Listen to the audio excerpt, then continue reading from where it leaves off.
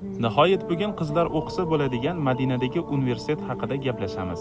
Bu hammaga mashhur Madina Islom universiteti. U faqat yigitlarni qabul qiladi, qizlarni qabul qilmaydi. Lekin uni qarshisida joylashgan, faqatgina bitta yo'l ajratib turadigan mana bu universitet Toyiba universiteti. Bu universitet qizlarni qabul qiladi.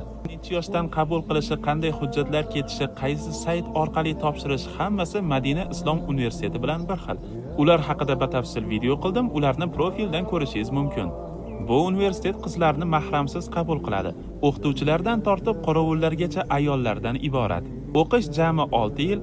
Avval arab tilini bilmaganlar uchun 2 yil boshlang'ich arab tili bosqichi, undan keyin 4 yillik bakalavr bosqichi. Agar qizlarimiz bu universitetga qabul bo'lsalar, Saudiyada yashash uchun iqoma beriladi.